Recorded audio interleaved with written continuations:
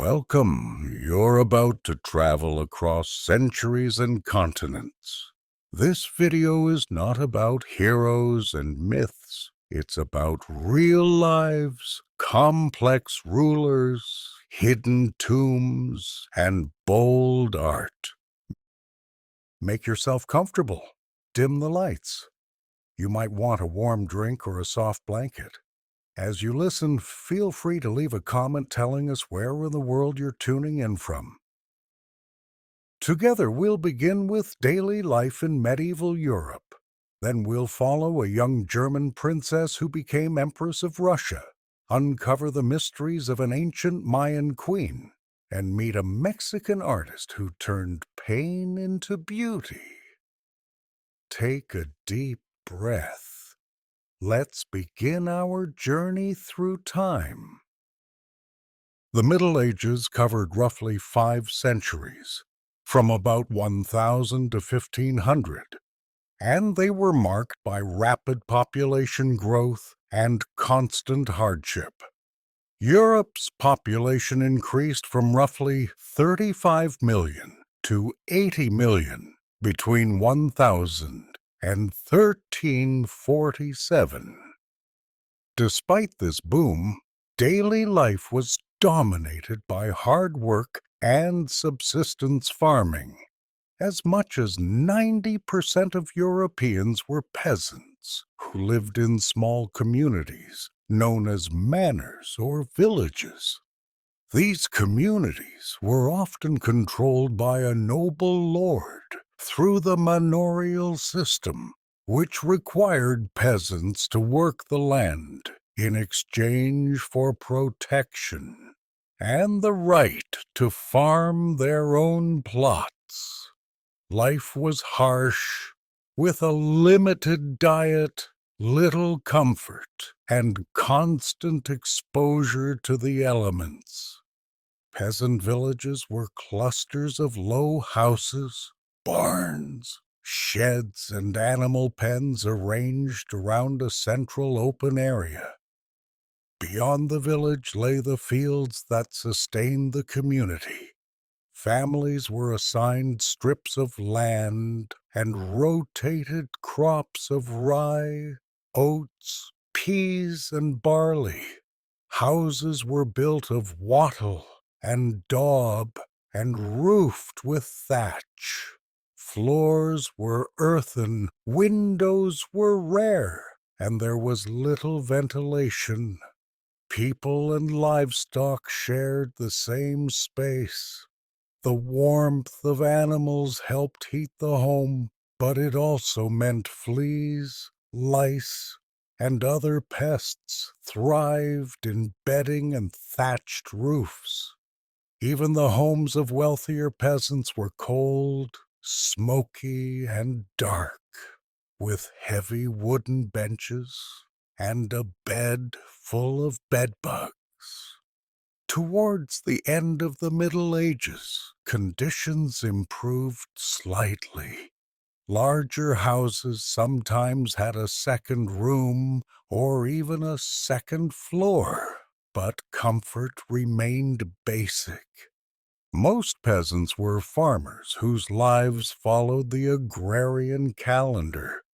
In summer, the workday began before sunrise and ended at dusk. Families sowed seeds, weeded, harvested, and preserved crops. Tasks were often cooperative. Neighbors joined forces for plowing and haying. Beyond farming, villagers built roads, cleared forests, and repaired fences at the Lord's command.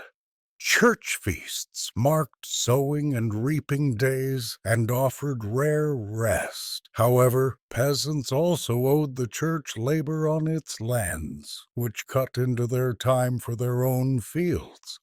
In addition to farming, some peasants were skilled craftspeople, carpenters, tailors, or blacksmiths, and coastal villages engaged in trade for salt, wool, or fish.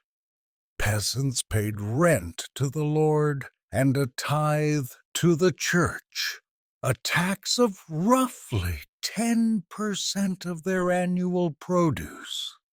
If crops failed, or the tithe demanded too much seed, families faced hunger. The peasant diet reflected both poverty and resourcefulness. Daily meals centered on thick porridges made from wheat, oats, or barley. Broths, stews, vegetables, and bread accompanied these mushes, and meat was rare except when a family slaughtered one of its own animals for winter. In towns, meat from butchers was expensive and often reserved for feast days. People drank weak ale and wine because water supplies were contaminated and unsafe. People preserved meat with salt, but salt was costly, and herbs and spices were luxuries limited to the wealthy. In good years, villagers gathered honey, berries, and nuts from nearby forests. Hunger was a constant threat. A bad harvest or cold winter could mean starvation.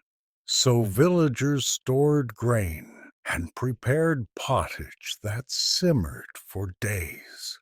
Clothing was simple and functional.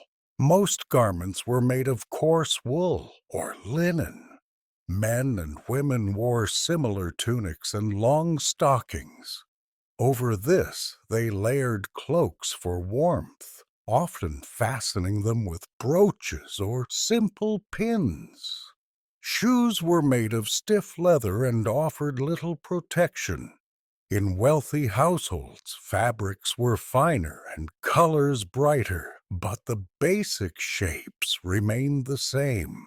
Clothing was rarely washed, and fleas thrived in seams and seams. People combed their hair with wooden combs and scraped their skin with special tools to remove dirt and lice. Jewelry and personal items, like knives for eating, hung from belts. Hygiene and sanitation were poor. Houses lacked running water, and villagers relied on wells or nearby streams for drinking and washing. Chamber pots were emptied into ditches or streams. In towns, people simply tossed waste out of windows, making streets foul. Garbage and animal droppings accumulated in narrow alleys. People bathed infrequently, sometimes once a week, if water was available and warm enough. Rats and fleas were common and spread diseases such as bubonic plague. Without an understanding of germs, medieval people often blamed outsiders for illness and persecuted minorities when epidemics struck. Hospitals were rare, and most people were cared for at home by relatives. Medicines were based on herbs, astrology, and folk remedies. Doctors bled patients with leeches or knives to balance the body's humors, a practice that often made patients weaker. Health and mortality were precarious. About half of all children died before reaching adulthood.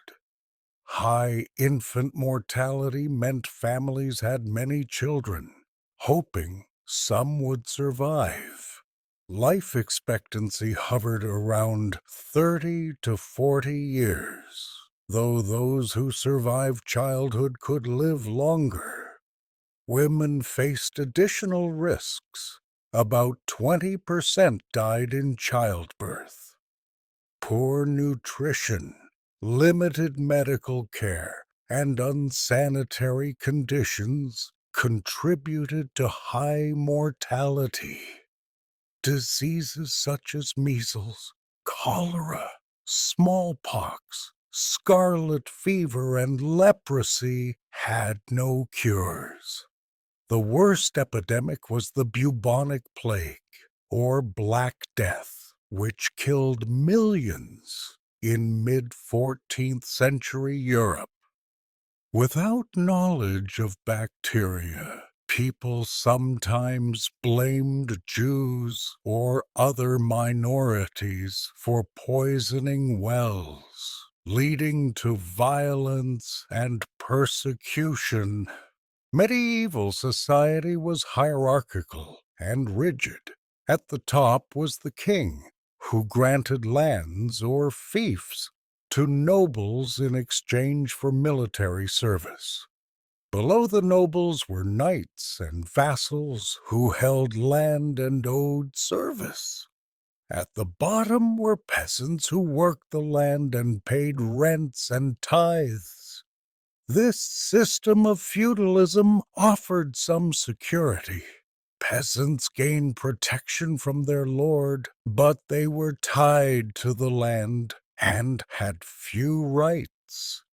Women, both noble and peasant, were subordinate to men. They managed households, cooked, spun, wove, and cared for children. Girls married young, often around age 15, and became mothers soon afterwards. Women rarely inherited property, though widows sometimes managed farms. Despite limitations, some women in towns worked as shopkeepers, cloth sellers, or innkeepers. Towns offered a different rhythm of life. Starting in the 12th century, towns grew around castles, monasteries, and trade routes. Thick stone walls enclosed them. Streets were unpaved and narrow.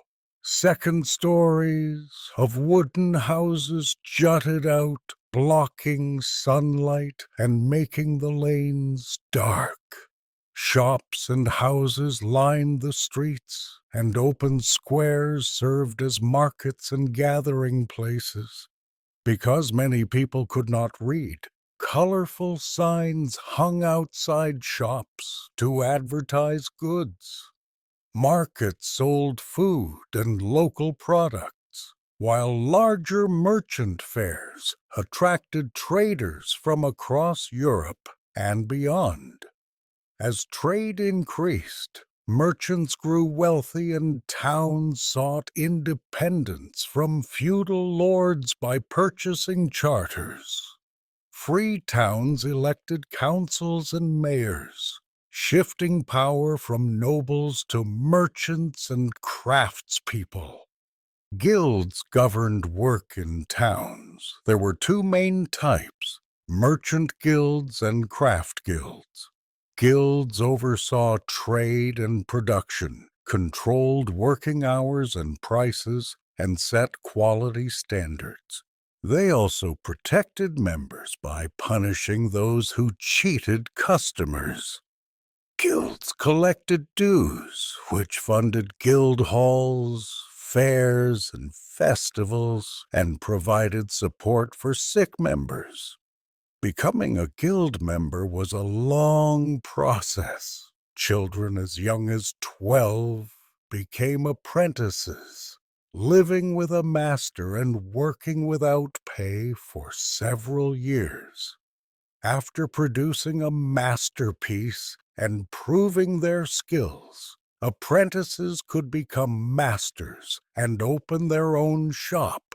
But many became journeymen who hired out their labor by the day. Guilds also played social and religious roles. They sponsored processions, staged mystery plays, and participated in religious festivals.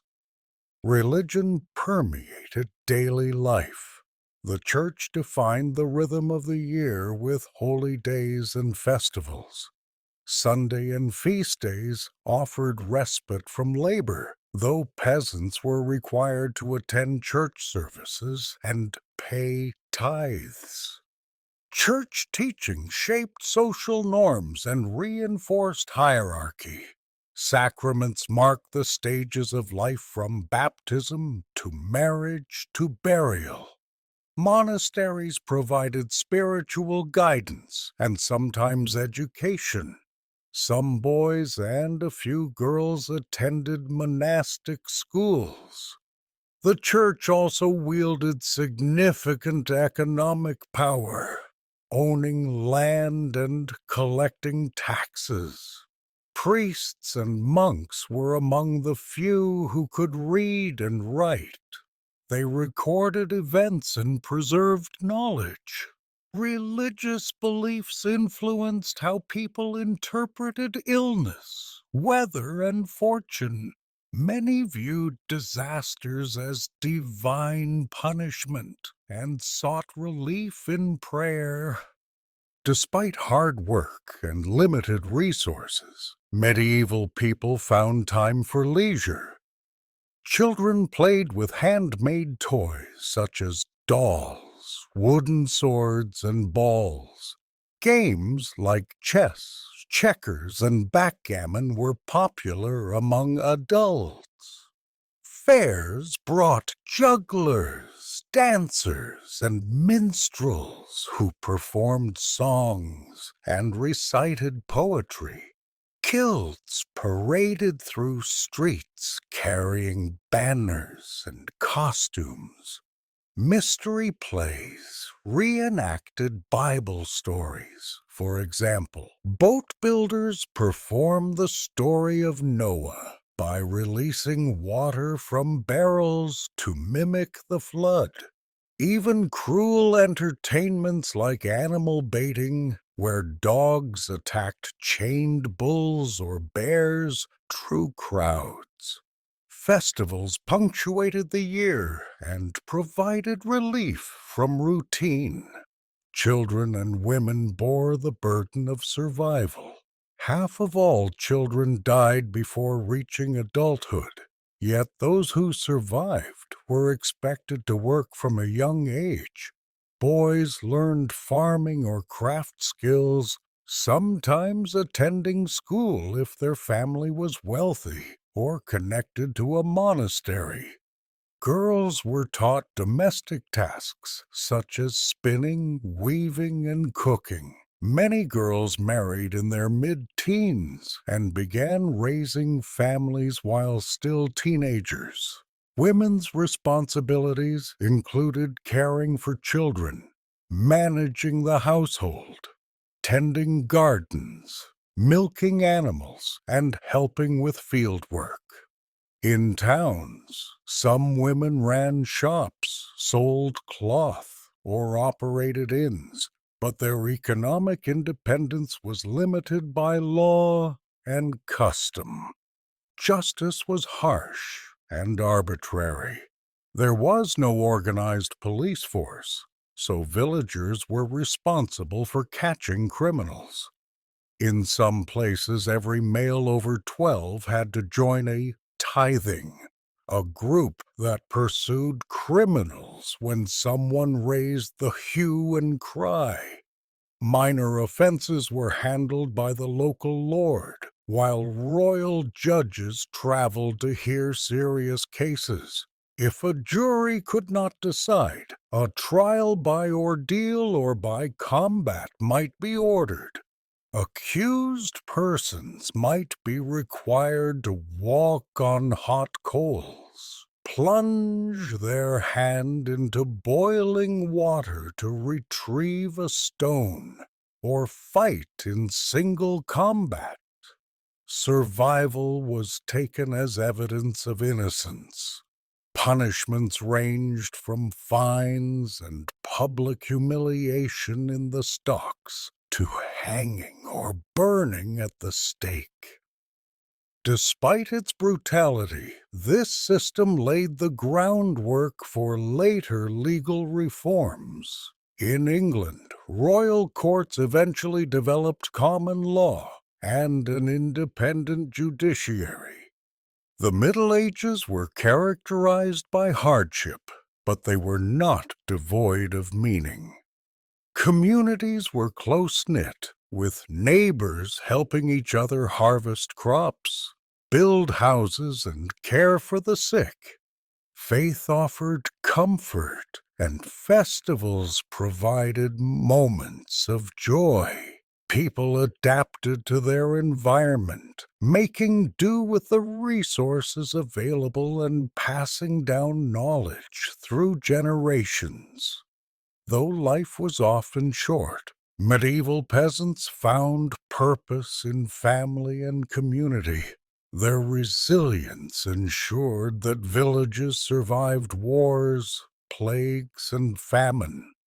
As we leave the fields and narrow streets behind, we turn our attention to a very different world, the glittering courts of Imperial Russia, where a young German princess transformed herself into Catherine the Great. Her story will show how power, ambition, and reform shaped an empire. In 1729, a young German princess named Sophie of Anhalt-Zerbst was born into a minor noble family. Her world would soon change. At 15, she was summoned to Russia to marry the heir to the throne, Peter, nephew of Empress Elizabeth. She converted from Lutheranism to Russian Orthodoxy, adopted the name Catherine, and learned Russian. Her marriage, however, was unhappy. Peter was immature, idolatrous of Prussia, and disdainful of Russian traditions. While he drank and played with toy soldiers, she immersed herself in the writings of Enlightenment philosophers like Voltaire and Montesquieu. Catherine was ambitious. When Peter threatened to send her to a convent, she orchestrated a coup in 1762 with the help of her lover, Gregory Orloff, and his brothers. With the support of the army and the Orthodox Church, Catherine seized the throne, and Peter was deposed and later died. This dramatic beginning set the stage for a reign defined by ambition, expansion, and contradiction. Upon taking power, Catherine presented herself as an enlightened ruler.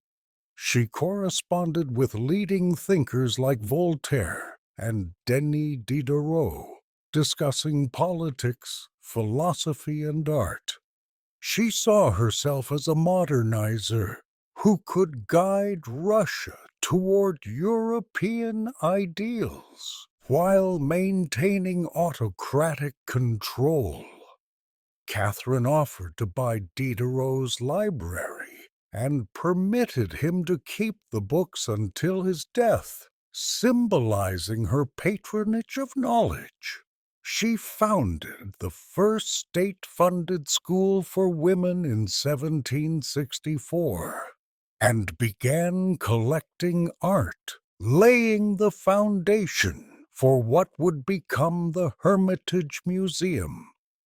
Her court hosted philosophers and foreign dignitaries, creating an image of refinement. Yet behind the scenes, Catherine's Russia remained deeply traditional. Her success depended on the loyalty of the nobility and the army. She needed to balance Enlightenment ideals with the realities of a vast, multi-ethnic empire. Catherine's most public attempt at reform came in the form of the nakaz, or instruction. This lengthy document of 526 articles outlined her vision for a new law code.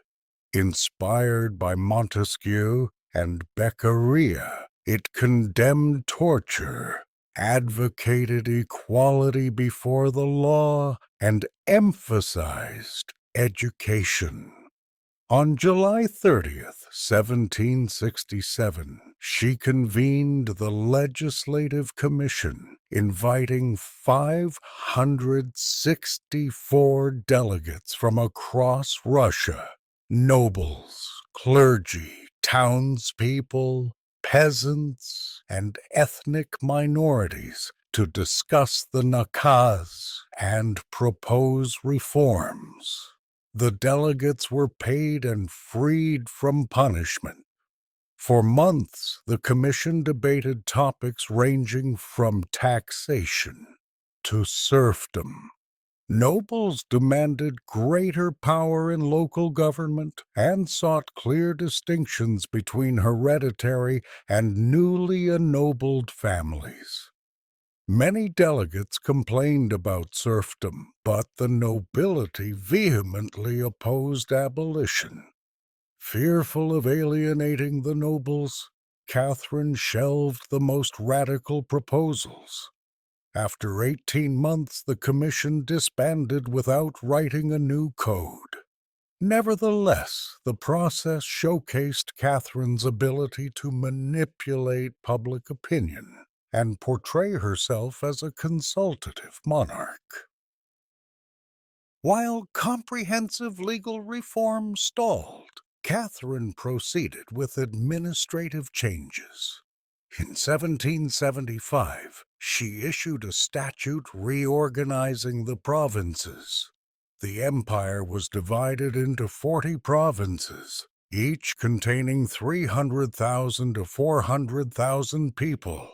These provinces were subdivided into districts of 20,000 to 30,000 inhabitants. Governors and deputy governors supervised local administration, taxation, and public works. Separate boards dealt with matters of finance, justice, and social welfare. Catherine established a hierarchical court system with upper and lower courts for nobles, townspeople, and peasants. She created police ordinances that regulated public order, fire prevention, sanitation, labor markets, and food distribution. Prisons were modernized. Men and women were housed separately, and those awaiting trial were separated from convicts. Catherine criticized corporal punishment and wanted penalties to fit the crime. Although the reforms did not dismantle autocracy, they improved efficiency and extended state oversight into local affairs. Catherine also advanced social and educational projects. She created boards of social welfare to establish hospitals, almshouses, and workhouses, and to care for the poor. A plague in Moscow in 1771 underscored the need for medical institutions. The 1775 statute required every province to employ a doctor, surgeon, and apothecary. Catherine built hospitals in Moscow and promoted standards of cleanliness, such as fresh air and clean beds. She introduced educational reforms, hiring European experts to advise on curricula. The Smolny Institute became the first school for noble girls, teaching French, music, and dance. The Commission of National Schools created a two-tier system of primary and high schools open to children of all classes except serfs. Despite these efforts, only about 62,000 students were enrolled by the end of her reign, and the rural poor remained largely uneducated. Economically, Catherine sought to modernize Russia. and integrate it into the global economy. She encouraged immigration of German farmers to the Volga region to introduce new agricultural techniques. She established the Assignation Bank and issued the first paper money in Russia in 1769. Catherine promoted industry, trade, and colonization. She invited entrepreneurs and artisans from abroad, and she chartered new towns. She also pursued religious tolerance. Though personally not devout, she supported orthodoxy while granting limited freedoms to Muslims and Jews. Her 1773 Toleration Edict allowed Muslims to build mosques and practice freely. In 1782, the Charter of the Towns extended equality before the law to Jews and Orthodox Christians. Catherine removed religion from the state education system and secularized many state functions. These measures signaled a modernizing impulse tempered by practical politics. The question of serfdom remained Catherine's greatest dilemma. Russian serfs were legally bound to the land and owed labor and dues to their landlords. Catherine sympathized with Enlightenment criticism of serfdom and allowed serfs to file complaints against abusive masters. She made it impossible for freed serfs to be re-enslaved. However, she revoked an earlier law that had freed serfs belonging to the Orthodox Church, signaling a retreat from emancipation. Catherine's reliance on noble support made her cautious. While she improved conditions slightly, the institution endured, and discontent simmered. The contradiction between her Enlightenment rhetoric and her preservation of serfdom exposed the limits of her reformist agenda. By the early 1770s, tensions boiled over. Peasant resentment, Cossack unrest, and hostility to the nobility erupted in the Pugachev Rebellion, the largest uprising of the century. Yemelyan Pugachev, a Don Cossack, claimed to be the dead Peter III and promised to free peasants from labor and taxes. He quickly gained hundreds of thousands of supporters across the Volga region. In 1774, his forces captured the city of Kazan, burned it, and murdered nobles. Catherine responded with brutal force. Pugachev's armies were crushed, and he and his followers were executed or mutilated. To placate the nobility, she issued the 1785 Charter of the Nobility, affirming their rights over serfs and legal authority on their estates. Catherine suppressed the rebellion, but at the cost of confirming noble dominance and increasing the misery of the peasantry. The uprising highlighted the fragility of an empire built on exploitation. Catherine's foreign policy was aggressive. She sought to expand Russia's territory, secure warm water ports, and project power. Her greatest success came in the south during the Russo-Turkish Wars. In 1768, Russia fought the Ottoman Empire for control of the Black Sea. The war ended with the Treaty of Kuchuk-Kainarka in 1774, which left Crimea nominally independent but gave Russia key ports.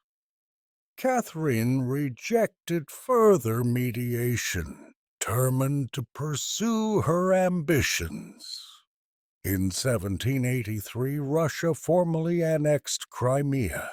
Over the next decade, she also participated in 3 partitions of Poland, annexing vast territories and much of modern Ukraine. These conquests secured Russia's access to the Black Sea and paved the way for a fleet. Catherine's expansionist policy increased her prestige abroad, but further burdened the empire's diverse population. Newly conquered regions had to accommodate Russian rule, and their inhabitants, including Tatars and Ukrainians, lost autonomy. At court, Catherine maintained absolute authority while cultivating culture. She wrote comedies and memoirs, founded the Imperial Academy of Arts, and established the Hermitage Museum. She expanded the Imperial Library, acquiring manuscripts and commissioning translations. Catherine patronized architecture and had palaces built or remodeled in the classical style. She promoted Russian literature and encouraged artists to travel abroad. Her personal life, however, remained a source of gossip. After the coup, she never remarried, but had a series of lovers, many of whom were rewarded with titles and estates. Her most important partner, Gregory Potemkin, helped govern the empire, particularly in the south, and oversaw the colonization of the newly acquired territories. Their relationship blended politics, affection, and ambition. Catherine's ability to maintain power partly depended on these carefully managed personal alliances. Despite her enlightened rhetoric, Catherine could be ruthless. She suppressed dissent, censored publications that criticized autocracy, and persecuted opponents. When the French Revolution began in 1789, she hardened her stance against radical ideas. She abandoned plans for constitutional reform and cracked down on revolutionary sympathizers. Catherine considered stability and imperial greatness more important than liberalization. Her ultimate legacy reflects that priority. Under her reign, Russia grew by more than 200,000 square miles, became a European power, and enjoyed relative internal stability. Yet the serfdom she preserved would later contribute to social unrest. The gap between elite splendor and peasant hardship widened. Many of her reforms were incomplete, and some were reversed by her successors. Catherine's reign thus illustrates the limits of enlightened absolutism. Catherine died in 1796, ending a 34-year reign. She left behind an empire larger, richer, and more centralized than the one she had seized in 1762. Her efforts in administration, education, arts, and foreign policy shaped Russia's path for the next century. She remains a complex figure, a woman who seized power in a man's world and ruled with intellect and iron will, a monarch who championed Enlightenment ideas while presiding over an oppressive serf society. Her reforms modernized aspects of Russian life, yet her fear of losing control prevented deeper change. Catherine the Great's story is one of ambition, contradiction, and the pursuit of glory. As we move to our next chapter, we will leave the cold halls of St. Petersburg and journey to a warmer climate, where a jade-masked queen lies buried in a crimson tomb deep in the jungles of Palenque. A tomb discovered in the heart of the Chiapas jungle in southern Mexico. The ruins of Palenque sat silent for centuries. Palenque was one of the great cities of the classic Maya world. It reached its peak in the 7th and 8th centuries and was famous for its temples and the artistry of its inscriptions. The site was abandoned around the 9th century and swallowed by forest and time. In the 20th century, archaeologists began to uncover its secrets. One of those secrets lay undisturbed until the summer of 1994. On the 1st of June 1994, a team led by Mexican archaeologist Arnoldo Gonzalez took on the task of clearing debris from a small building now called Temple 13. Just a few meters from the famous Temple of the Inscriptions, the team discovered a sealed passage. When they opened it, a dark corridor appeared. At the end was a massive limestone sarcophagus. The air inside the chamber was still and thick. When they lifted the lid, a cloud of red dust rose up.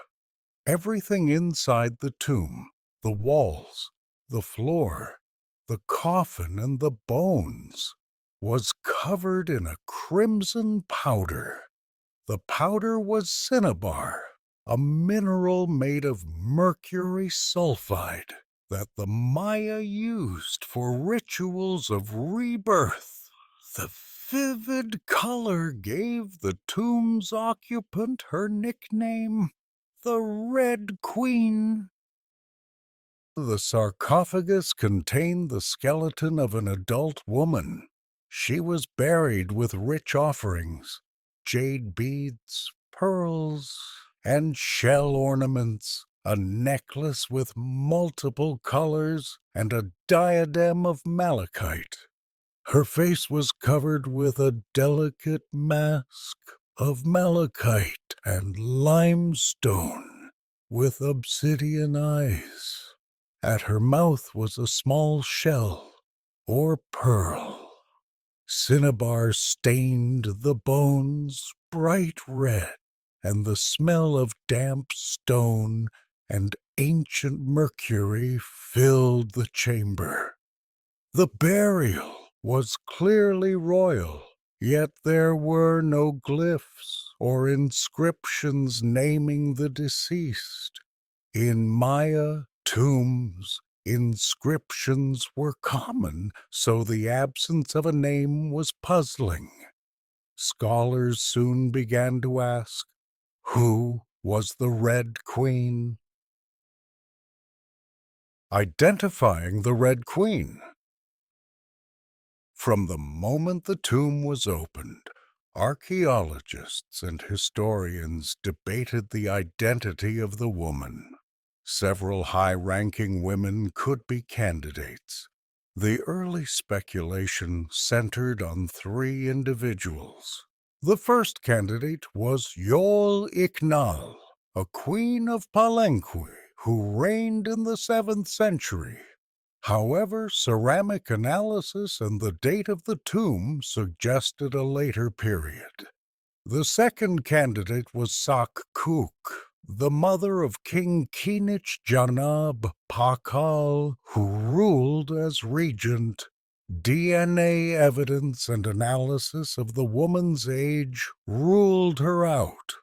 The third candidate, and now the most widely accepted, is Lady Tezakbu Aja, also known as Ixakbu Aja, the wife of Pakal the Great. The burial's proximity to Pakal's tomb in the Temple of the Inscriptions, the absence of an inscription, perhaps because her identity was expected to be known, and osteological studies that showed the woman died around the age of 60, all point to her. Archaeologists use DNA from a tooth and bone fragments to test kin relationships with other burials. The results indicated a familial link to Pakal, but not maternal lineage. That evidence fits a spousal relationship. Osteological analysis revealed osteoporosis, hinting at late childbirth or prolonged breastfeeding, consistent with historical accounts that Zakbu Aja bore sons into middle age. Facial reconstruction of the skull resembled portraits of Zakbu Aja on Palenque's monuments. These clues together make a strong case. While absolute certainty remains elusive, most scholars now believe the Red Queen is Zakbu Aja. The life of Tezakbu Aja. To appreciate the significance of the Red Queen, it helps to understand the life of Zakbu Aja. She was born around 612 CE, possibly in the city of Uxtecu or Tortuguero. Little is known about her early years. At the age of about 14, she married Kainich Janah Pakal, who had recently ascended the throne of Palenque. Their marriage lasted 46 years and produced at least 2 sons, who later became kings. Zakbu Aja thus played a critical role in continuing the royal lineage. She is depicted alongside her husband and sons on monuments, sometimes handing war emblems to her son as if conferring divine authority. These images show her wearing an elaborate headdress and regalia, emphasizing her status and influence. In Maya society, royal women were not passive consorts. They actively participated in rituals and politics. Stelae from other Maya cities show queens conjuring serpentine deities and serving as conduits between gods and humans. Recent scholarship highlights that Maya queens wielded significant religious and political power. Zakbu Aja fits this pattern. She took part in bloodletting rituals, a form of sacrifice that produced visions and allowed communication with deities. On the palace tablet of Palenque, she appears as an embodiment of the moon goddess, passing war banners to her son. This scene conveys both maternal and divine authority. As queen, she helped legitimize Pakal's rule, forging alliances and upholding dynastic continuity.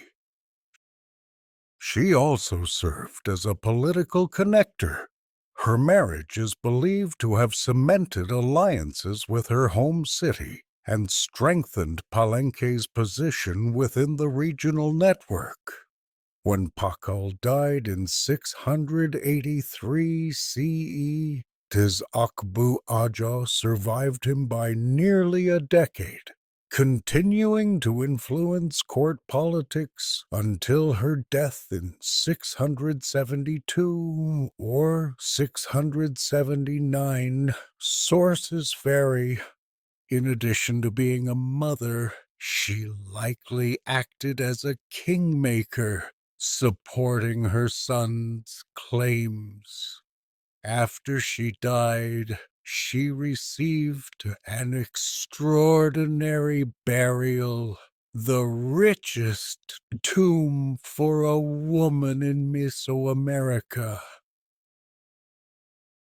The tomb's architecture. Temple 13 stands only a few meters from Temple 12 and the Temple of the Inscriptions, but is less monumental. The building's modest exterior contrasts with the tomb hidden within.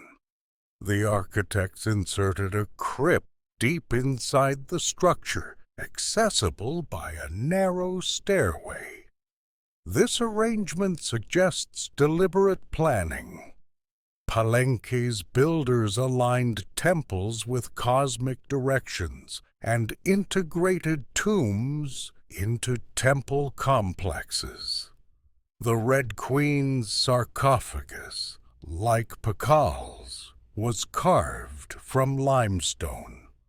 Its lid lacked the intricate carvings of cosmic rebirth found on Pakal's, but the interior surfaces were painted with cinnabar. A thick layer of cinnabar covered the skeleton, offerings and walls, preserving them for 13 centuries. There is evidence that the tomb had been sealed soon after the burial and remained undisturbed, which is rare in Maya archaeology. Looters historically targeted tombs, but this one was intact. A small antechamber held the remains of another individual, possibly a companion or attendant, and the skeleton of a younger male. It is unclear whether they were sacrificed or died naturally. Their presence underscores the ritual complexity of the burial. The positioning of the Red Queen's tomb near Pakal's emphasizes their partnership in life and death. The two tombs together create a dialogue. The king and the queen, the sun and the moon, paired as cosmic complements. In Maya cosmology, dualities such as male and female, day and night, were essential for balance. The cinnabar and the mask. Cinnabar is a bright red mineral. The Maya obtained it from mines in central Mexico and used it sparingly. In burial contexts, cinnabar symbolized blood and regeneration. Coating a body with cinnabar signified that the deceased was being prepared for rebirth in the underworld. Only the highest status individuals were buried with this substance. King Pakal's skeleton and coffin were similarly painted. In the Red Queen's tomb, the cinnabar covered the bones, ornaments, and mask. Because mercury is toxic, the color and smell would have been potent. The act of covering a body in cinnabar required handling a dangerous substance, suggesting ritual specialists perform the interment. The face mask is one of the most striking features of the burial. Made from small malachite plates, held together with shells and resin, the mask replicates the features of the deceased. Limestone and obsidian were used for the eyes and teeth, giving the mask a lifelike appearance. The mask served more than decorative purposes. It was a ritual item, a vessel to transform the individual from human to divine. In Maya belief, the face was the seat of identity. Covering it with a mask allowed the wearer to assume a supernatural identity. The mask protected the soul on its journey through the underworld and helped maintain the identity of the deceased in the afterlife. Jade and malachite symbolized fertility, vegetation, and water. Wearing them signified connection to the earth's cycles. The grave goods. Alongside the skeleton were jewelry and offerings of remarkable craftsmanship. Hundreds of beads of green stone, shell, and pearl formed a collar and anklets. The diadem consisted of circular jade discs arranged in 2 rows, a motif associated with elite status. Near the head were bone needles and obsidian blades, which may have been used in bloodletting rituals, either performed by the queen in life or included as tools for the journey to the afterlife. A small vessel of clay may have contained cacao or pulque to sustain the soul.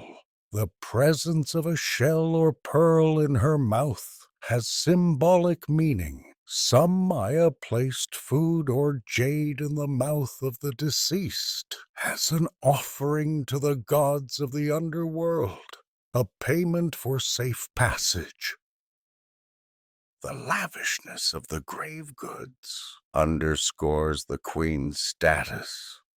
Jade and malachite were rare and treasured. Only the highest-ranking individuals could be buried with them. The collar's mixture of colors suggests cosmological significance. As she was covered in cinnabar, Zakbu Wajah was being transformed into a divine being. She was not simply interred. She was prepared for a rebirth in the cosmic realm. The combination of mask, diadem, collar, and offerings hints at multiple roles.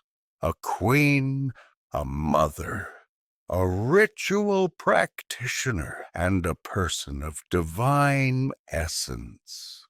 Her burial thus reflects her complex identity. Maya Women and Power. The discovery of the Red Queen has helped reshape modern understanding of women in Maya society. For many years, scholars viewed Maya rulership as predominantly male. However, inscriptions and tombs show that women held significant power. In some Maya cities, queens acted as co-rulers, ambassadors, and priests. Stelae depict women performing bloodletting rituals to conjure deities and deliver legitimacy to their sons and husbands. Queens sometimes ruled in their own right, as did the earlier Palenque queen Yol Iknal. Lady Tazakbu Ajah stands among these powerful women. Her tomb is the richest female burial yet discovered in Mesoamerica, emphasizing her importance. Some scholars likened Tazakbu Ajah to a moon queen. The moon goddess was associated with cycles, fertility, and the night. On the palace tablet, she appears with a crescent headdress and hands a war shield to her son. This act may symbolize handing down authority or cosmic power. The queen's role in conjuring deities would have been crucial for ritual events marking times and seasons. Thus, women like Tizakbu Ajo were not subordinate. They were integral to sustaining cosmic order. The fact that she was buried like a king in a stone sarcophagus within a temple with priceless offerings underscores that her role was comparable to that of male rulers. City in context. Palenque's golden age occurred during the reign of Pakal and his successors. The city was known for its architecture, temples, palaces, and a complex network of aqueducts. The Temple of the Inscriptions houses Pakal's tomb, famous for the carved sarcophagus lid, showing him descending into the underworld and reborn as a maize god. The palace complex contains inscriptions that detail dynastic history and highlight the roles of both male and female rulers. The discovery of the Red Queen's tomb within this complex emphasizes how intimately death, ritual, and politics were woven together. By the time archaeologists entered Temple 13, much of Palenque's knowledge had been lost. The collapse of the classic Maya around the 9th century led to abandoned cities. The forest reclaimed the structures. The rediscovery of Palenque by explorers and archaeologists in the 18th and 19th centuries opened a window into the past. Each tomb tells a story not just of an individual, but of a civilization's worldview. The Red Queen's burial demonstrates that Palenque's rulers believed in the afterlife, cosmic cycles, and the need for ritual transformation. The Afterlife Journey. In Maya cosmology, death was not final. The underworld, known as Xibalba, was a vast and dangerous realm. Souls embarked on a journey through rivers, caves, and 9 levels of trials. Proper ritual preparation was essential. The cinnabar in the Red Queen's tomb symbolized blood and vitality, offering the soul strength. The jade and shell offerings served as currency or provisions. The mask preserved her identity, ensuring she would be recognized by deities. The presence of bloodletting implements suggests the queen would continue to perform rituals even after death. The entire burial was orchestrated to equip Tzitz-Akbu Ejal for her voyage and eventual transformation into a divine ancestor. The pairing of her tomb with Pakal's supports this view. Pakal's sarcophagus lid shows him falling into the jaws of the underworld serpent, then rising as a new maize plant. His wife's cinnabar-coated sarcophagus emphasizes regeneration. Together, the tombs present a cosmological narrative. The sun and maize cycle associated with the king, and the moon and blood cycle associated with the queen. In death, they maintain cosmic balance. Legacy. The Red Queen's discovery has become one of Palenque's most significant finds. It highlights the equal importance of royal women and men and the complexity of Maya funerary rituals. The tomb's intact nature allowed researchers to reconstruct details of diet, health, and lifestyle. Isotopic analysis suggests she may have been born outside Palenque, supporting the theory that she came from another city to marry Pakal. Dental analysis and bone markers show she suffered from osteoporosis later in life, possibly due to multiple pregnancies.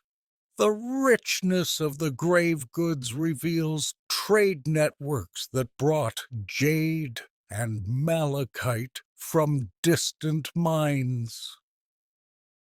The Red Queen also inspires reflection on the role of memory and anonymity. The absence of her name might seem like a loss, but Maya cosmology valued ritual and symbolism over individual identity. In many ways, her anonymity adds to her power. She is every queen, every mother, every priestess whose rituals sustained a kingdom. For modern audiences, the tomb invites questions about gender, power, and how societies remember or forget certain figures. The continuing research at Palenque ensures that the Red Queen remains a focal point of academic and popular interest. A breath before the next story. The story of the Red Queen is not just a tale of an isolated tomb. It is part of a larger narrative about human resilience, the interweaving of life and death, and the ways art and ritual preserve memory. From a crimson-coated sarcophagus to a green stone mask, we glimpse the beliefs of a people who lived more than a millennium ago. Their stone carvings and painted bones speak across time. As we leave the humid jungle of Palenque and the mysteries of the Red Queen, we turn to another chapter of this video, which also explores the power of art and resilience. Our next journey takes us to 20th century Mexico and into the life of Frida Kahlo, an artist who, like the Red Queen, transformed pain into enduring legacy. Hidden for 13 centuries, the tomb of the Red Queen reveals a world of ritual and mystery. Inside a small pyramid, archaeologists found a woman wrapped in red dust and adorned with jade. Though her name is unknown, her burial shows that she was a queen. Her tomb reminds us that the Maya believed in cycles of life and death, and that women could hold high status. The Red Queen invites us to listen to the whispers of the past and to honor those whose stories remain untold. Early life and family roots. Frida Kahlo was born on July 6, 1907, in the Coyoacan district of Mexico City. Her full name was Magdalena Carmen Frida Kahlo y Calderon. The family's home was called La Casa Azul, the Blue House, and its bright colors and lush garden would later become part of her identity. Her father, Wilhelm Guillermo Kahlo, was a German photographer who had immigrated to Mexico and married her mother, Matilde Calderon. Frida was the third of four daughters, with two older sisters, Matilde and Adriana, and a younger sister, Christina. The household was strict but culturally rich. Guillermo taught his daughter to appreciate photography, perspective, and composition. At 6 years old, Frida contracted polio. The illness left her right leg thinner and weaker than the other, and gave her a permanent limp. Bedridden for months, she felt isolated, but developed a strong relationship with her father. Guillermo encouraged her to play sports like soccer and swimming to strengthen her leg. The experience taught young Frida resilience and the ability to face pain with determination. Despite physical difficulties, she was energetic and inquisitive. She dreamed of becoming a doctor, reflecting a fascination with science and the human body. In 1922, at 15, she enrolled at the National Preparatory School in Mexico City, a prestigious institution where she was one of the few female students.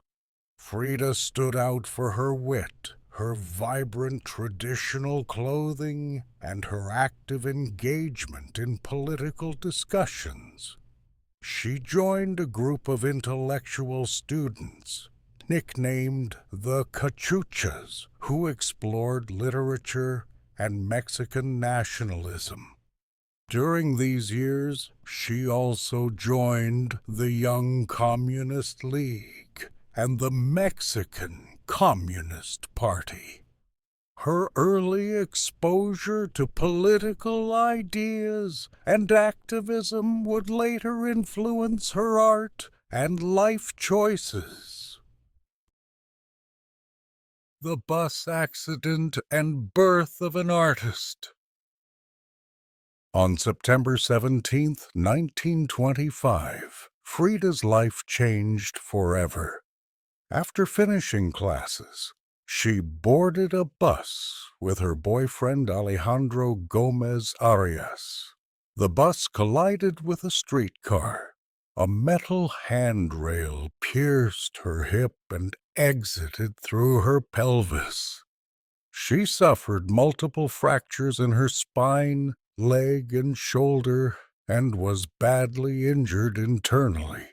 Doctors later counted more than 30 bones broken. Many passengers died. Frida survived, but her plans for a medical career vanished. She spent weeks in the hospital and months in bed. To stave off boredom and depression, her parents provided brushes and paints and hung a mirror above her bed so she could see herself. With her body immobilized in a plaster cast, she began to paint self-portraits. Her first portrait, completed in 1926, shows a young woman with long hair and a velvet dress against a turbulent sky, hinting at inner turmoil. Frida once said she painted herself because she was so often alone, and because she was the subject she knew best. Painting became both therapy and a means of self-reinvention. The accident's physical consequences haunted her. She underwent more than 30 surgeries over the following decades. Pain was constant, Yet she learned to transform suffering into art. As she healed, she shifted her ambitions from medicine to painting. This pivot also reflected her acceptance of her new limitations. She could not stand long hours in surgeries, but she could lie on her back and paint. She once described the accident as the second of two severe accidents in her life, the first being her later relationship with Diego Rivera. Meeting Diego Rivera and a turbulent marriage. Frida first met Diego Rivera in 1922 when he was painting a mural at her school. She watched him from a distance and admired his work. They reconnected in 1928 when she showed him some of her paintings and asked if he thought she had talent. Rivera, already a renowned muralist, recognized her unique voice and encouraged her. Soon, they began a relationship. Despite a 20-year age gap and warnings from friends and family, Frida married Diego in August 1929. Her mother reportedly called it a marriage between an elephant and a dove. The couple's union was passionate but stormy. Both were strong-willed, and both were infidel. Rivera had numerous affairs, including one with Frida's sister Christina. Heartbroken, Frida cut off her long hair in a symbolic gesture of independence. She had affairs of her own, with men and women, including rumors of a liaison with exiled Russian revolutionary Leon Trotsky. Yet, despite betrayals, Frida and Diego shared a deep bond and artistic collaboration. They divorced in 1939 but remarried a year later, agreeing to separate finances and residences while maintaining companionship. Artistic evolution and international recognition. Frida and Diego traveled through the United States for Rivera's commissions. They lived in San Francisco, New York, and Detroit between 1930 and 1933. These years exposed Frida to industrial American landscapes and social inequalities. She wrote letters criticizing U.S. materialism and emphasized her love for Mexican culture. During this period, she endured her first miscarriage and painted Henry Ford Hospital, 1932.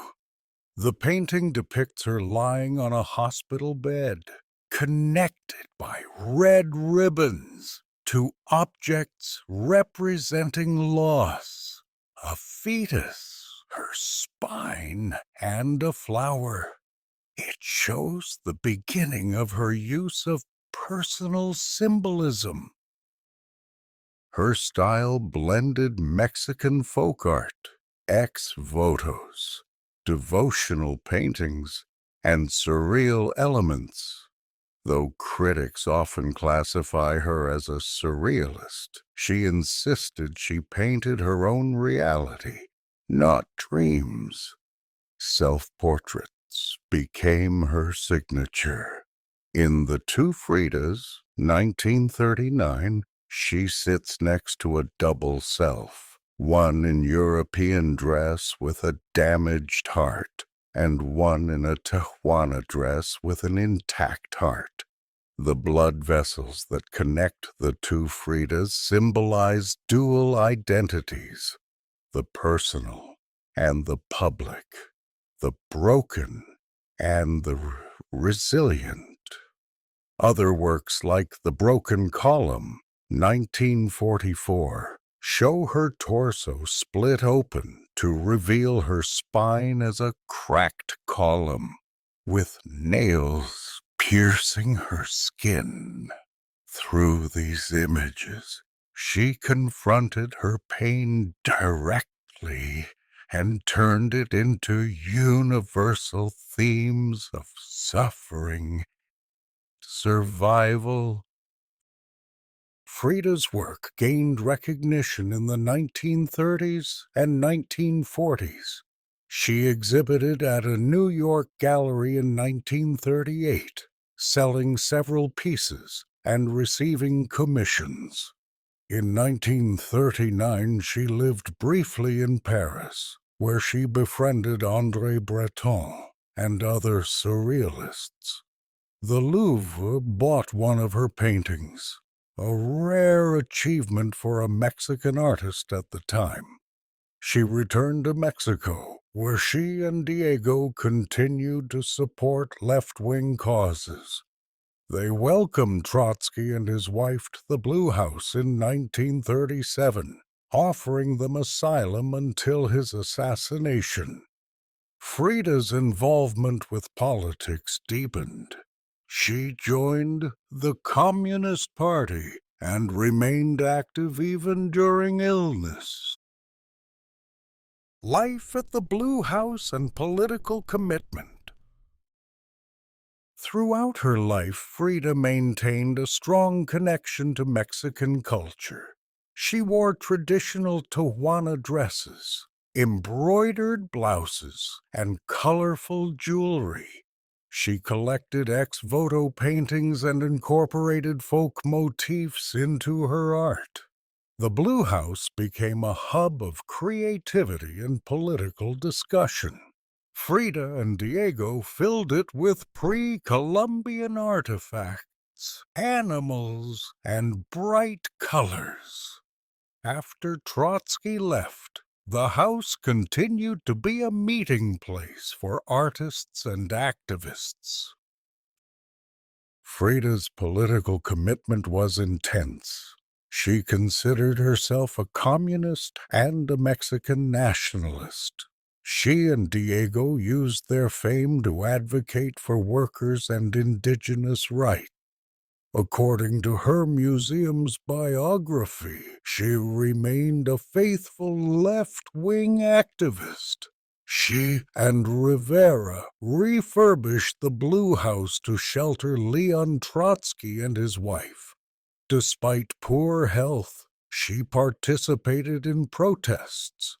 Days before her death in 1954, she joined a march protesting the U.S.-backed coup against Guatemalan President Jacobo Arbenz. She attended in a wheelchair, defiant and determined, holding a sign that read, "Viva la Paz! Viva el Arbenz!" Even when her right leg had been amputated due to gangrene and she faced chronic pain, she maintained her activism. Later years and declining health.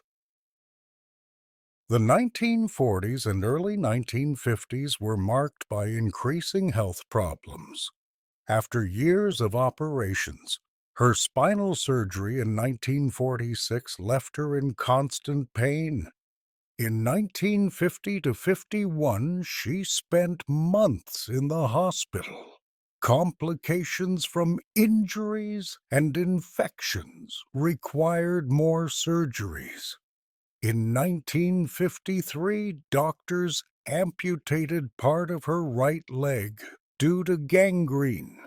She painted her prosthetic leg and decorated it with a red boot, turning a medical device into art. She also wrote in her diary about wanting to die. Despite her depression, she continued to work. Her first solo exhibition in Mexico took place in 1953. Frida insisted on attending the opening even though she was bedridden. She arrived by ambulance and lay in a four-poster bed placed in the gallery, receiving visitors and drinking tequila. Her presence turned the exhibition into a performance of strength and vulnerability. The show affirmed her status as a major artist in her own country. Her final works included still lifes of watermelons and fruit, where she wrote "Viva la vida," "Long live life," on a red melon rind. These words show her determination to celebrate life despite suffering. Frida's health deteriorated rapidly in 1954. She was hospitalized for pneumonia and returned home shortly before her death. On July 13th, 1954, at age 47, she died in the Blue House. The official cause was reported as a pulmonary embolism. However, some speculate that she may have taken an overdose of pain medicine. As she wrote in her diary weeks earlier, "I hope the exit is joyful, and I hope never to return." After her death, her body lay in state draped with a red communist flag. Thousands attended her funeral. Diego Rivera said losing her was the most tragic day of his life. Legacy and impact. In the years after her death, interest in Frida's art initially waned. Diego donated the Blue House and many of her works to the Mexican state, and the house became a museum in 1958. It preserved her studio, bedroom, and personal items. The feminist movement of the 1970s revived interest in her life and work. Women saw in Frida a symbol of female creativity, independence, and resilience.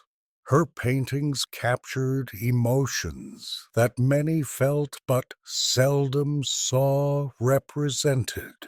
She became an icon for people with disabilities, showing that chronic pain and limited mobility need not silence creativity.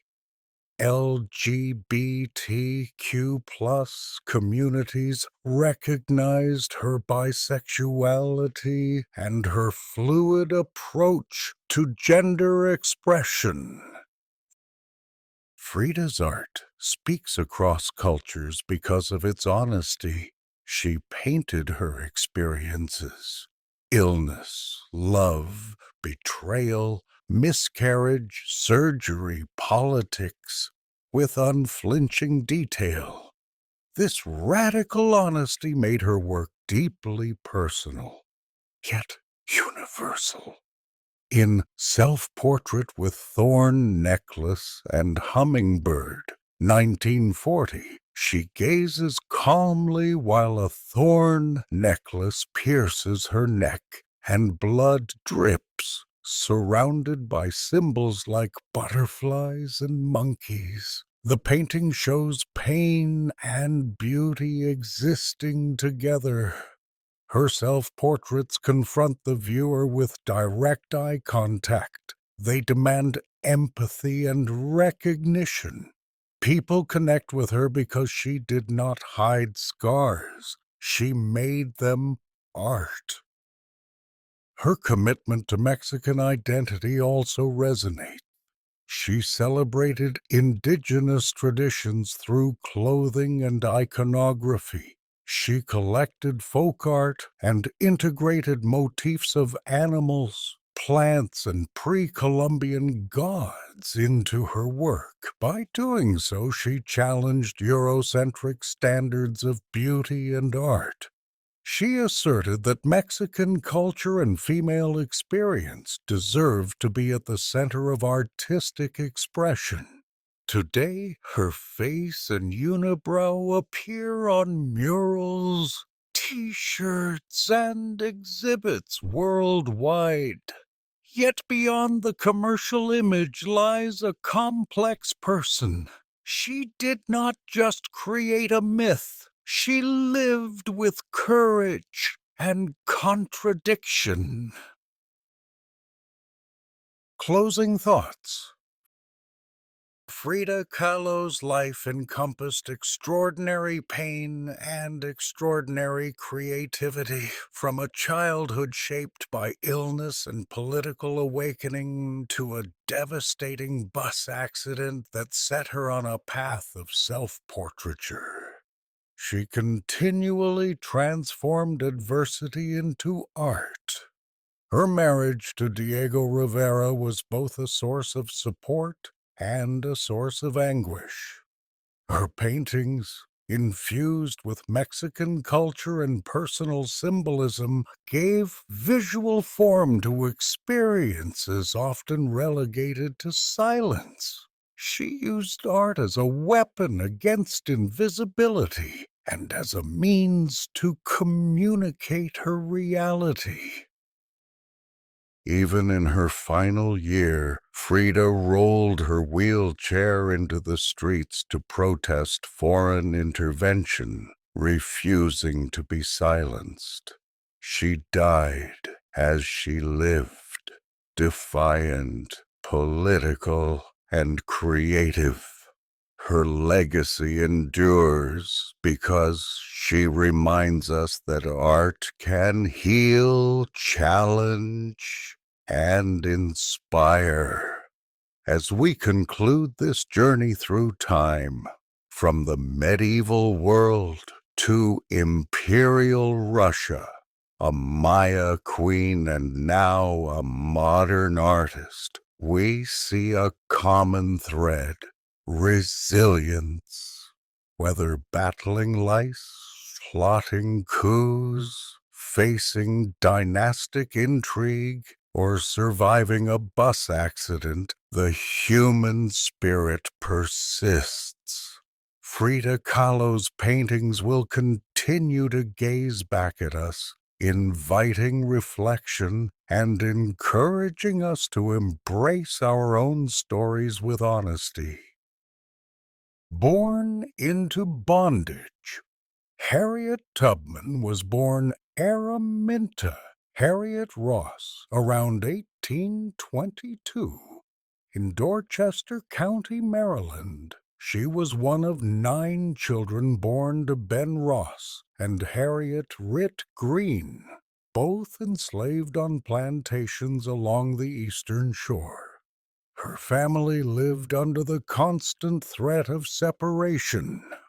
The plantation owner sold her sisters away, fracturing the family and instilling in young Araminta a deep fear of losing loved ones.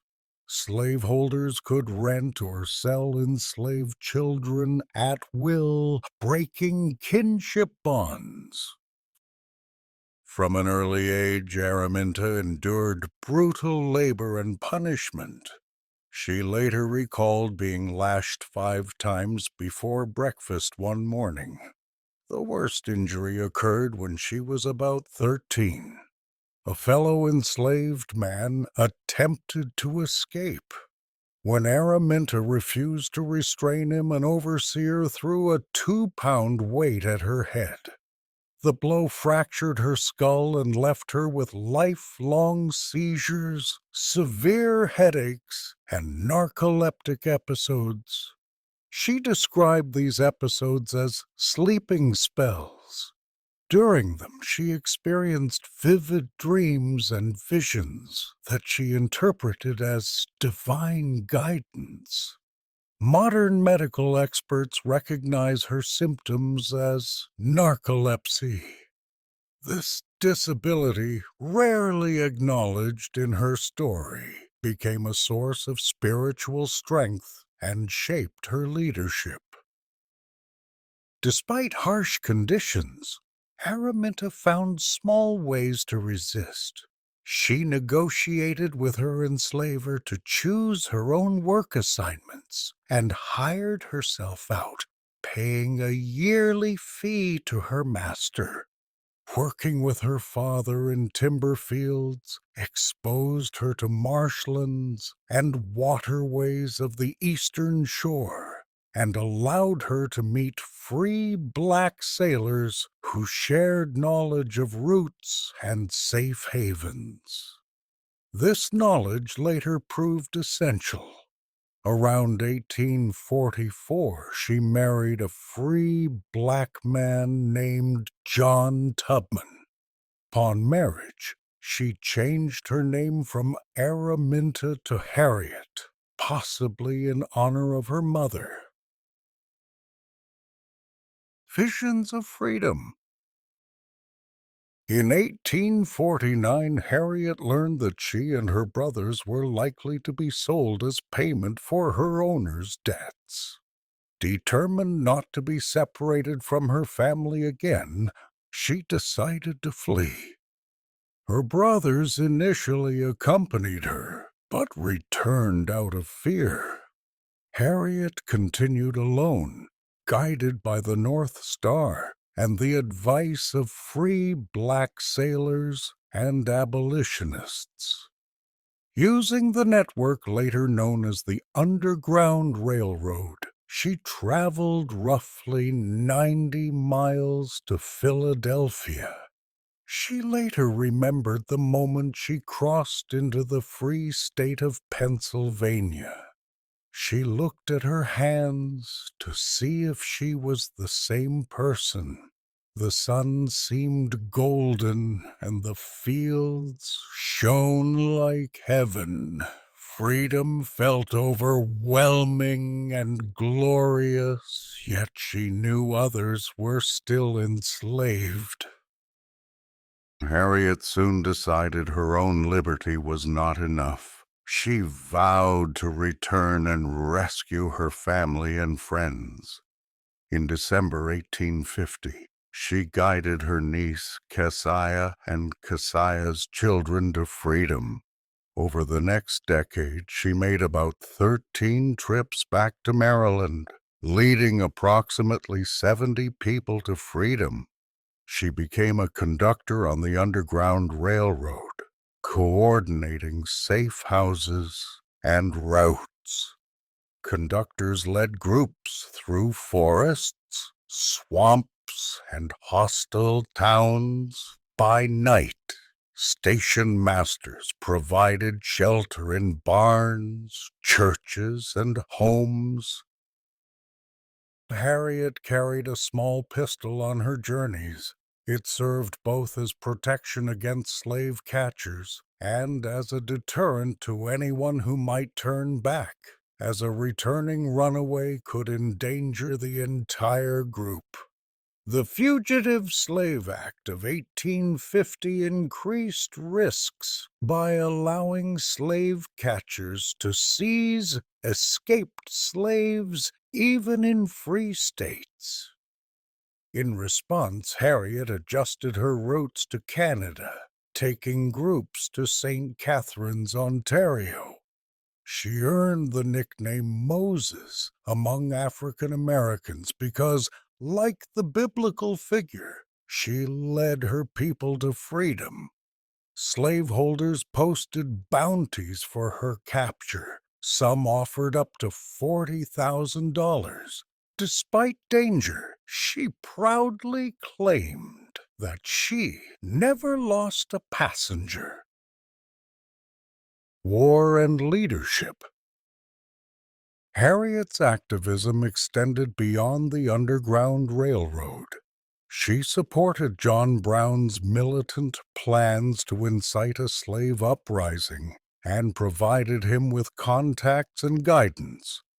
Brown called her General Tubman in recognition of her leadership. During the American Civil War, Harriet served the Union Army. At first, she worked as a nurse, using herbal remedies to treat wounded soldiers. She later became a scout and spy, organizing intelligence networks among enslaved people in the South. In June 1863, she guided Colonel James Montgomery's troops in the Combahee River Raid in South Carolina, which freed approximately 750 enslaved people and destroyed plantations. She is widely recognized as the first woman to lead an armed military raid in United States history. After the war, Harriet continued to fight for equality.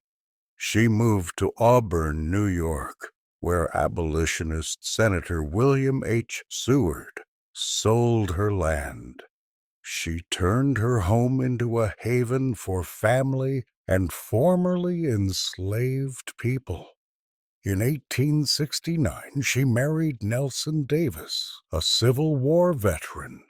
They adopted a daughter, Gertie, and built a house that still stands. Though famous, Harriet struggled financially. Friends raised funds for her through the publication of a biography. She donated part of her land to establish the Home for the Aged, a care facility for elderly and disabled African Americans. It opened in 1908 and reflected her lifelong commitment to communal care and mutual aid. A voice for women and the vulnerable. Harriet also advocated for women's rights. In the late 19th century, she worked alongside suffragists such as Lucretia Mott, Susan B. Anthony, and Elizabeth Cady Stanton. She attended conferences and gave speeches linking the struggles of women and African Americans. Her own life embodied the intersections of race, gender, and disability. She argued that universal rights should include Black women. When she founded the Home for the Aged, she ensured it provided care for people with paralysis, epilepsy, and vision impairment. By centering the needs of the most marginalized, she envisioned a more inclusive form of freedom. Harriet's faith sustained her. She interpreted her narcoleptic visions as divine messages, guiding her decisions. She quoted Bible passages and sang spirituals to inspire courage among those she guided. Her disability is an essential part of her legacy. Historian Deidre Cooper Owens notes that Tubman offered a version of freedom with a disabled Black woman at its center, where liberation was communal and democratic. By refusing to view her seizures as weakness, she transformed them into sources of insight and strength. This perspective allowed her to act decisively in dangerous situations. Final years and death. As Harriet aged, the injuries from her childhood worsened. She underwent brain surgery in Boston to alleviate pain and buzzing sensations. Despite poor health, she remained active in her community. After her second husband's death in 1888, she continued to care for residents of the Home for the Aged. She spent her final years in the same institution she helped create.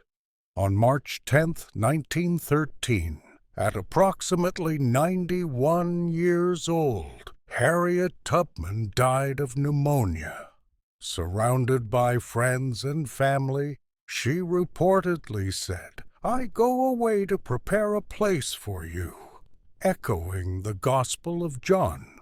She was buried with military honors at Fort Hill Cemetery in Auburn. Her funeral was attended by veterans and suffragists who recognized her contributions. Legacy and lessons. In the decades after her death, Harriet Tubman became an American icon, yet recognition came slowly. Despite her service, she never received a soldier's pension equal to men's. In 1899, she finally secured a modest widow's pension for her service through her husband's record. Over time, schools, ships, and institutions were named in her honor. The Harriet Tubman Home in Auburn and the Harriet Tubman Museum in Cambridge, Maryland preserve her memory. Historians emphasize that she freed about 70 enslaved people directly and guided others to freedom. Exaggerated estimates of 300 have circulated, but careful research clarifies her work while recognizing its profound impact. In the early 21st century, a campaign advocated for Harriet Tubman's portrait on U.S. currency. In 2016, the U.S. Treasury announced plans to feature her on the $20 bill. The decision was delayed, but revived by later administrations. The choice symbolized a wider recognition of her contributions to American freedom and equality. Her story resonates with people fighting for civil rights, disability rights, and gender equality.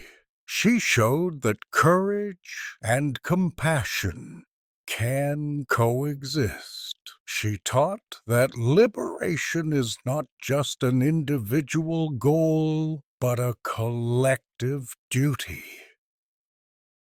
Harriet's life exemplifies resilience in the face of oppression. Born into slavery, disabled by violence, she refused to accept subjugation. Instead, she charted secret paths through woods and rivers, carrying pistols and prayers. She built communities and institutions for those society disregarded. She believed freedom was worth risking everything, including her life. Her statement that she had a right to liberty or death captured her determination. In her journeys, she faced fear, exhaustion, and betrayal.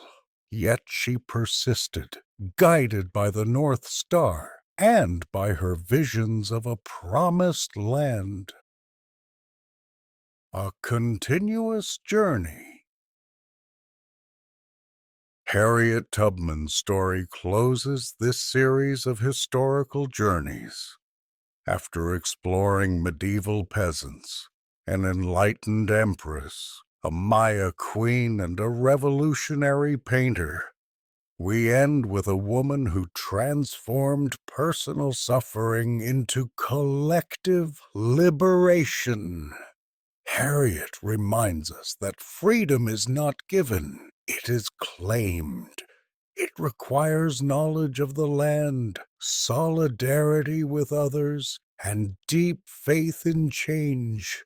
She saw beyond the horizon of her time and acted for generations to come. Her spirit continues to guide those who seek justice, much like the North Star guided her across the dark marshes of Maryland.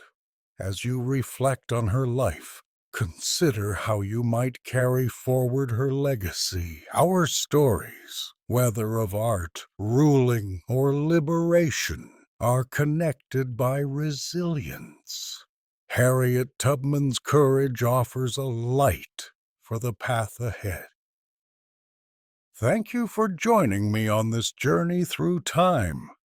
We explored the grit of medieval life, the ambition of Catherine the Great, the mysteries of a Maya queen, the self-portrait of Frida Kahlo, and the courage of Harriet Tubman.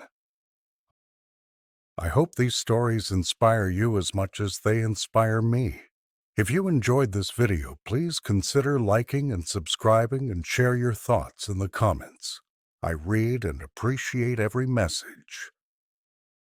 Remember to take care of yourself. Drink some water, stretch, and rest. I look forward to traveling together again in our next story. Good night.